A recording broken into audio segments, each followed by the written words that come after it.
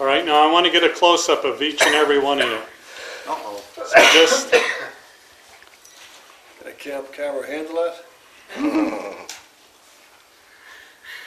Ah, yes.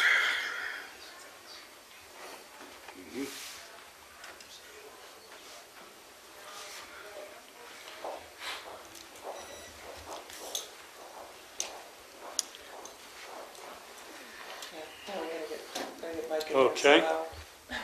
Mike, you want to sneak in there? I'm in.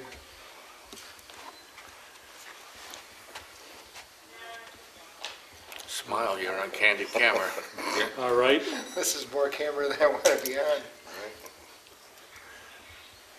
Okay, one at a time, you want to announce your name? Bob Pelosi, Okay, and whereabouts are you from, Bob? San Moriches. Okay, What branch of service and when you served, please? I think 1951, 1954, United States Marine Corps. okay. Mine? Yep. Carl Davidson, East Moriches, from 42 to 45. Okay, Jay Wallace, Naval, 1941 to 1945 and 1950 to 1953. okay, Anthony Giamalvo, U.S. Navy, 1943 to 1946. okay. You ready? Yep, Oh, here we go. Are you ready? go ahead. Board ready. Bernard Shafton, from Santa Moriches, in the Army before the war and till the end of the war. I don't know any days. Okay, Bob Patella, Manaville, U.S. Navy, 1940 to 1942. James Langhorne, Calverton, United States Army and United States Air Force from 1964 to 1999. Wow, okay, you really spent some time in there. He's worse than me. Mike Russert, I'm the coordinator of the New York State Veteran Oral History Program. okay. Is that it? All right, Okay. Back there. Mr. Wallace, besides being still active in the Coast Guard, is still active in the Boy Scouts. And Butch, just recognizing Bush Shuff, who's down from Huntington, was a Boy Scout with him when he was 15 years old. And so I would like to first thank Mrs. Donnelly and the library for what they did for us. We have had a great week here. We've only been lost every day that we've been here. Our museum is located in Saratoga Springs, and Monday when we came down, our first interview was in Hewlett, and we ended up in Queens and everywhere but Hewlett. Took us an hour to find.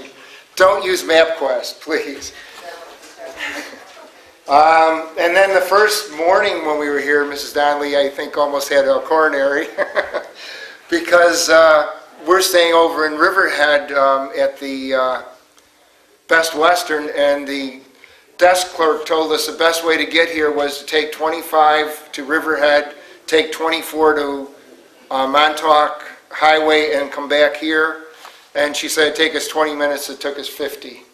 So we learned that that was not the way to get here. I really love this work that I'm doing. This is my second career. I taught for 35 years, and I wouldn't have given up a minute of my teaching. I loved teaching. And I really am happy I found this position, that it found me or something.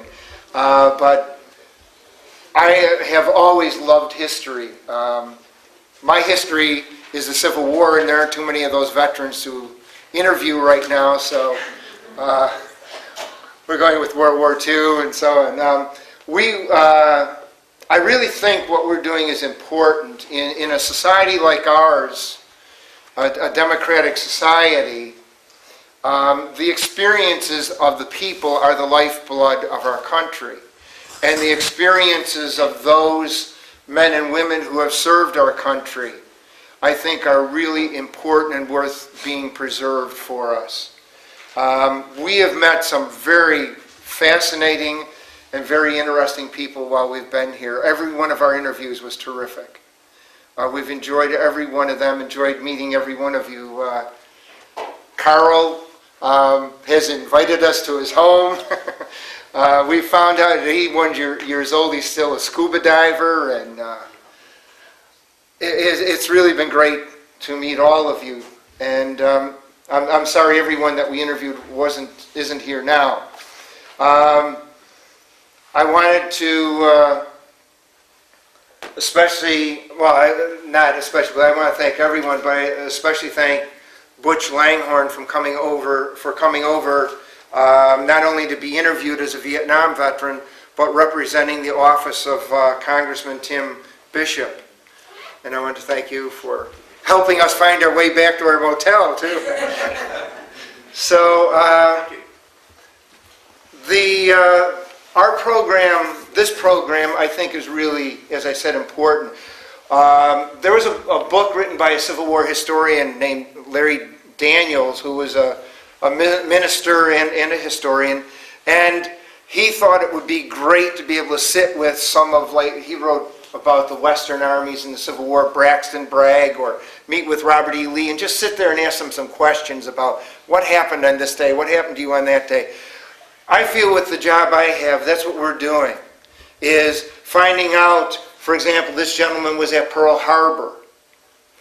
His ship got underway at Pearl Harbor, and what was it like to be there, to have these bombs dropping around you and seeing the chaos inside Pearl Harbor, or being at the Battle of the Bulge, or being in Korea, the stories we heard today about disarming landmines out in the dark. I couldn't do it in the daylight, much less in the dark. Stories from the 8th Air Force and planes that were shot down. We had a gentleman we interviewed this morning, or this afternoon, that had not been shot down once but twice, and was able to escape capture both of those times, or escape serious injury. Governor George Pataki introduced this program in 2000 on Veterans Day. And since then, I took the program as coordinator a year ago in February. We've collected almost 650 interviews. They are being stored in the archives at our museum in Saratoga Springs, the New York State Veteran Museum and Veterans Research Center. And our building itself is historic. It's a 19th century armory. So that's probably our greatest artifact. But we've met some great people along the line and helped preserve their memories. Out of the 650 interviews, most of them are World War II veterans. That's what we're trying to get because of the attrition rate with the World War II veterans. We've had the privilege of interviewing 3 World War I veterans. So we have videotapes of their experiences. We've interviewed up to the first Gulf War. We haven't interviewed anyone yet from Afghanistan or this Gulf War we're involved in now. One of the things I think that makes the program so important is the way the veterans feel about it, relate to us, and so on. For example, Gary Bauer, a plane handler on the USS Essex, mentioned that he was only 4 months past his 17th birthday when he joined the Navy, and he said it turned out to be the experience of his lifetime.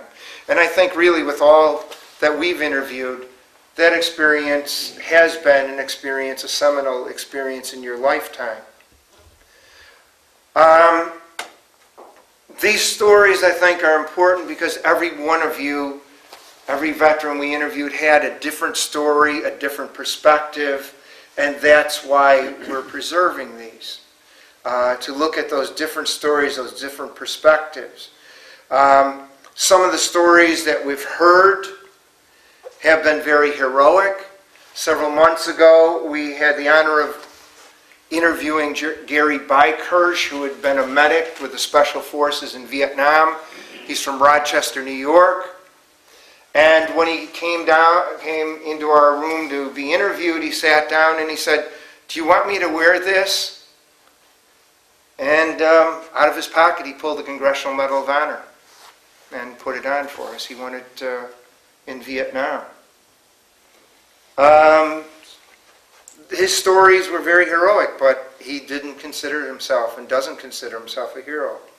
I think that's the one thing that's impressed me so much is the humility of everyone that we've interviewed. Some of the stories really are very tragic in a way. Robert here on the USS Helms, I think when he talked to us, he shared with us that he's haunted by ghosts of coming back into the harbor and hearing pounding inside the Arizona. Men that are still there. Yeah. So a lot of the stories that we receive are like that we hear are very tragic, very, very moving, and we did another of a gentleman up in Ogdensburg who was he in a B-17 or B-24 that. I think it'd be 17. Yeah, B-17, he was a belly turret gunner and didn't realize it. He felt his plane shudder. And when he looked up from underneath the plane, he saw the whole plane was on fire. And he was able to get out of his turret into the plane, and everyone else was gone. And fortunately, in the whole center of the plane that's on fire, the only thing not on fire is his parachute. And he was able to clip it on. You can't wear them inside this ball turret. He clipped it on and went out a waist gun. And he said, "I left the plane at 19 and I hit the ground at 50 years old." So that's something that he relives. We've had some very amusing stories. We had a nurse who told how she and a couple fellow nurses were climbing a cargo net, going up for a party or a dinner up on a ship. And she kept saying to the girl above her, "Keep moving, keep moving." The one kept saying, I'm not going to make it. I can't climb this ladder. And the one down below kept telling her to keep moving. And finally the one up above said, "I can't do it, I can't do it. I just wet my pants." Or the flyer from the Pacific, who, when they found out there were psychologists coming on base, this is in the middle of August, they all put their leather jackets on and their hats and gloves and started a big fire in a can. And when this psychologist came through the camp, they're all standing around warming their hands up. So a lot of the stories are like that. Or we have some that are kind of surreal. Bernie here told us a story of coming back in the hedgerows in France and seeing a unit showing a Ingrid Bergman movie. Oh, first I'd say, oh yeah. So here this is going on while there's action going on around them. Or we had a Korean War veteran who told us about how... I saw her again at a USO show. Yes. And I went over and I talked to her, and she started to cry. We had a Korean War veteran tell us about how they had a new officer, and the men had not learned anything about this man or anything yet, and they were trying to get him to come out of his tent one night. Here these soldiers are all grubby and dirty, and they're trying to get him to come out because they need him to clarify something. And he finally comes out, and he's in clean starched pajamas with pink fuzzy slippers. And as they said, this was the end of them having any faith in him as an officer. I think, like Henry Fleming in the Red Badge of Courage, for all those that served, this was a rite of passage to manhood. Or those women who served to becoming women and learning what life was about. Butch Langhorne here told us that his experience in Vietnam, he said, quote, "It made me a man. I got to the top, I struggled a bit, but I got there." We interviewed a gentleman up in Salem, New York, in Upper Washington County, where I'm from, and he had been born and raised in New Mexico, where his family had a dirt-sod house, a dirt floor, no electricity, and he said, that was going to be my life. But he joined the Navy after Pearl Harbor, and after the war, he went with the GI Bill and became a teacher. And he left that. He said, I would probably still be there if it wasn't for the GI Bill. It changed his life. It altered his life. I think one other thing that is a common thread among many of the men, a common theme, for example, one of the gentlemen we interviewed this afternoon, Marvin Grieve, who had been shot down twice, said, I spent these last 60 years wondering why. Why did I survive? When other guys, like out of the 2 planes, the first one, only 2 of the crew members survived, and the second plane, 3. Why did he survive both of those and no one else did? Joseph Kesselman from Hicksville told us that he was an Army scout and he was running across a field and the German machine gun bullets are hitting the ground all around him. And he said it was like a movie, and he couldn't figure out why he could make it across that field. And other guys behind him were falling all over the place. So that's another theme is why did we survive? Why did we make it? And someone else didn't. I think, as I said, our program is really important because it preserves a lasting tribute to all of you who have served our country. And I think it's a final way of being ever mindful of your dedication and your sacrifice for our country. And this program wouldn't be here if it wasn't for all of you. And I want to thank you. Thank you for coming.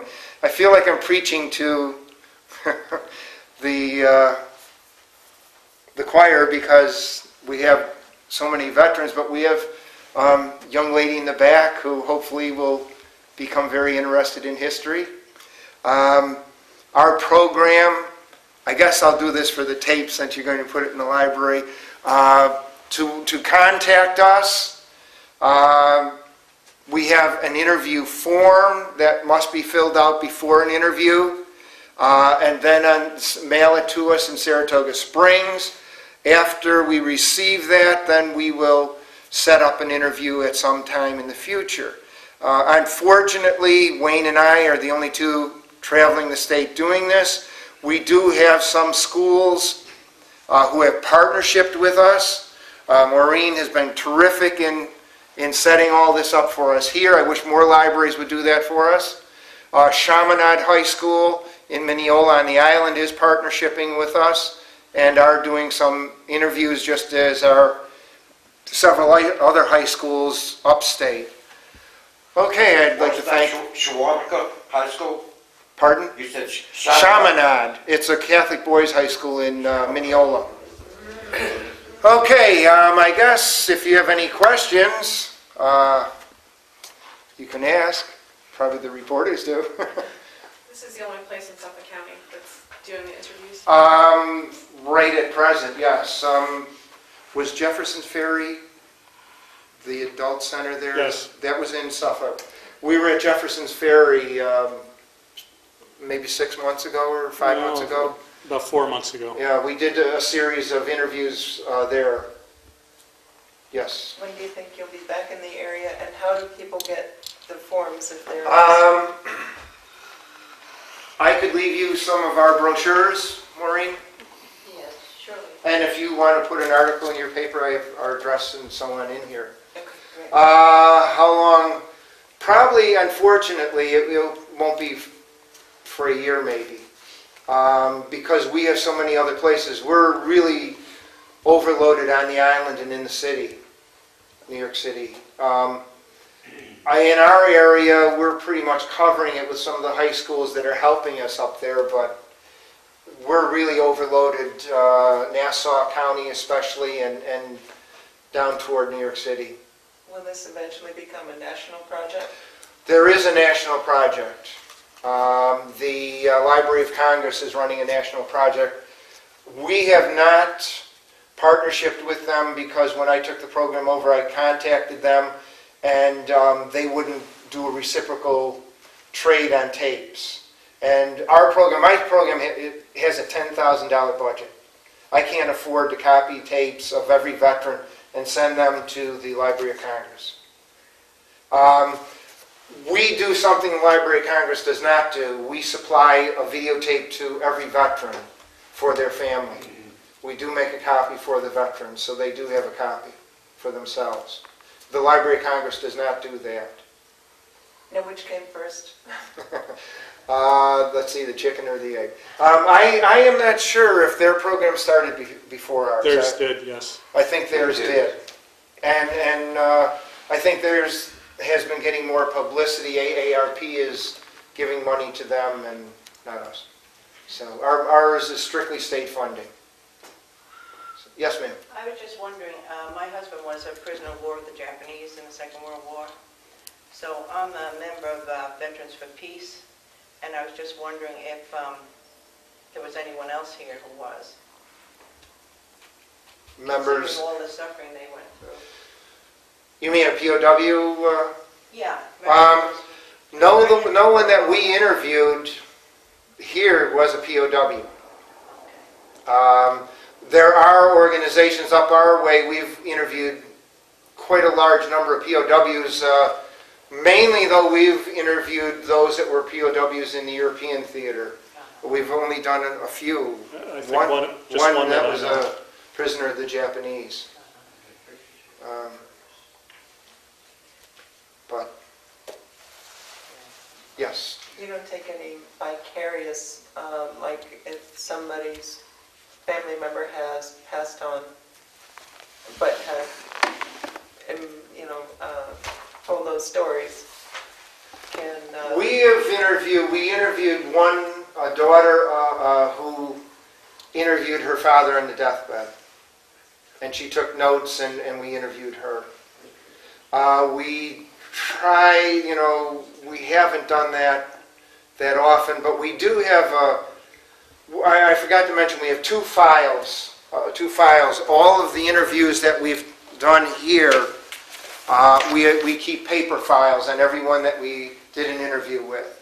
And we keep the photographs, the sheets that they hand in to us, and any other materials, plus some veterans have written memoirs and so on. We also keep a second file of just paperwork on veterans. There are some veterans who have refused to be interviewed. It's just still too painful, especially a lot of Korean War or Vietnam veterans. We're just starting. I would say in the last half year, we've almost quadrupled the number of Vietnam veterans that we've interviewed. They're all of a sudden starting to want to be interviewed.